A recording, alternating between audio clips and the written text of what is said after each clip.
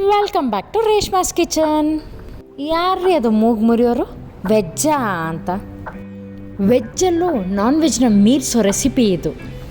ಬೇರೇನೂ ಇಲ್ಲ, ಅದೇ ಸ್ಪೈಸಿಯಾಗಿರೋ ಬಾಳೆಕಾಯಿ ಕುರ್ಮಾ. ಇನ್ಯಾಕೆ ತಡ ಮಾಡೋದು? ಯಾರು ಹೊಸ ವ್ಯೂವರ್ಸ್ ಇದ್ದರೆ ಈ ಚಾನಲ್ನ ಲೈಕ್ ಮಾಡಿ, ಕಮೆಂಟ್ ಮಾಡಿ, ಶೇರ್ ಮಾಡಿ, ಜೊತೆಗೆ ಸೈಡಲ್ಲಿರೋ ಬೆಲ್ ಐಕನ್ನ ಕ್ಲಿಕ್ ಮಾಡಿ. ಇದರಿಂದ ನಾನು ಹಾಕೋ ಎಲ್ಲ ವೀಡಿಯೋಸ್ ನಿಮಗೆ ಈಸಿಯಾಗಿ ಸಿಗುತ್ತೆ. ನಾನು ಕುರ್ಮಾ ಮಾಡೋಕ್ಕೆ 2 ಬಾಳೆಕಾಯಿ ತೊಗೊಂಡು ಅದರ ಸಿಪ್ಪೆ ತೆಗಿತಾ ಇದ್ದೀನಿ. ಬಾಳೆಕಾಯಿನ ಮೀಡಿಯಮ್ ಸೈಜಲ್ಲಿ ಕಟ್ ಮಾಡ್ಕೋತಾ ಇದ್ದೀನಿ. ನೋಡಿ, ಇಷ್ಟಿದ್ರೆ ಸಾಕು. ಈಗ ಮಸಾಲೆಗೆ ಒಂದು ಮಿಕ್ಸಿ ಜಾರ್ಗೆ ಒಂದು 7ರಿಂದ 8 ಹಸಿಮೆಣಸಿನ್ಕಾಯಿ ಹಾಕ್ಕೋತಾ ಇದ್ದೀನಿ. ಜೊತೆಗೆ 1 ಚಮಚದಷ್ಟು ಕಾಳು ಮೆಣಸು, 2 ಚಕ್ಕೆ, 2 ಲವಂಗ, 2 ಏಲಕ್ಕಿ, 1 ಚಮಚ ಸೋಂಪು ಇಷ್ಟ ಇಲ್ಲದೆ ಇರೋರು ಸ್ಕಿಪ್ ಮಾಡ್ಕೋಬೋದು.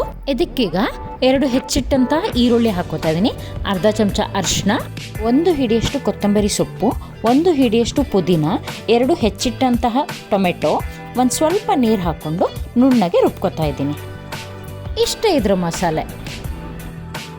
ಕಡಾಯಿ ತೊಗೊಂಡಿದ್ದೀನಿ. ಕಡಾಯಿ ಬಿಸಿ ಆದಮೇಲೆ ಅದಕ್ಕೆ 2ರಿಂದ 3 ಚಮಚದಷ್ಟು ಅಡುಗೆ ಎಣ್ಣೆ ಹಾಕ್ಕೋತಾ ಇದ್ದೀನಿ. ಎಣ್ಣೆ ಬಿಸಿ ಆದಮೇಲೆ 1 ಈರುಳ್ಳಿ, ಸಣ್ಣಗೆ ಹೆಚ್ಚಿಟ್ಟಂಥ ಈರುಳ್ಳಿ ಹಾಕ್ಕೋತಾ ಇದ್ದೀನಿ. ಈರುಳ್ಳಿ ಕಂದು ಬಣ್ಣ ಬರೋ ತನಕ ಹುರ್ಕೋಬೇಕು.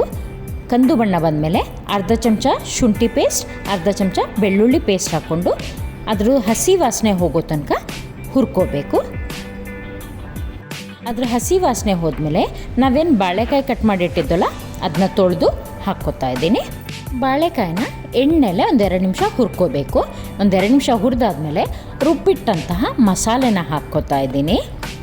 ಮಸಾಲೆ ಹಾಕಿದ್ಮೇಲೆ 2 ನಿಮಿಷ ಮಸಾಲೆನ ಚೆನ್ನಾಗಿ ಹುರ್ಕೋಬೇಕಾಗುತ್ತೆ. ಒಂದು ಸ್ವಲ್ಪ ಹಸಿ ವಾಸನೆ ಹೋಗಬೇಕು. ಹಸಿ ವಾಸನೆ ಹೋಗಿ ಒಂದು ಕುದಿ ಬರಬೇಕಾದ್ರೆ ಮಿಕ್ಸಿ ಜಾರ್ಗೆ ಒಂದು ಅರ್ಧ ಲೋಟಕ್ಕಿಂತ ಕಮ್ಮಿ ನೀರು ಹಾಕಿ ಅದನ್ನ ಸೇರಿಸ್ಕೋತಾ ಇದ್ದೀನಿ. ನಿಮಗೆ ಗ್ರೇವಿ ಏನಾದ್ರು ಜಾಸ್ತಿ ಬೇಕು ಅಂದರೆ ಒಂದು ಸ್ವಲ್ಪ ನೀರು ಜಾಸ್ತಿ ಹಾಕ್ಕೋಬೋದು. ನಂಗೆ ಸ್ವಲ್ಪ ಗ್ರೇವಿ ಗಟ್ಟಿ ಬೇಕು, ಹಾಗಾಗಿ ನಾನು ಜಾಸ್ತಿ ನೀರು ಸೇರಿಸ್ಕೋತಿಲ್ಲ. ಅದಕ್ಕೀಗ ರುಚಿಗೆ ತಕ್ಕಷ್ಟು ಉಪ್ಪು ಹಾಕ್ಕೊಳ್ಳಿ. ಉಪ್ಪು ಹಾಕಿ ಕಲಿಸ್ಬಿಟ್ಟು ಮುಚ್ಚಳ ಮುಚ್ಚಿ ಮೀಡಿಯಮ್ ಫ್ಲೇಮಲ್ಲಿ ಬೇಯೋಕ್ಕೆ ಬಿಡಿ. 10ರಿಂದ 15 ನಿಮಿಷದಲ್ಲಿ ಈ ರೆಸಿಪಿ ರೆಡಿ ಆಗುತ್ತೆ.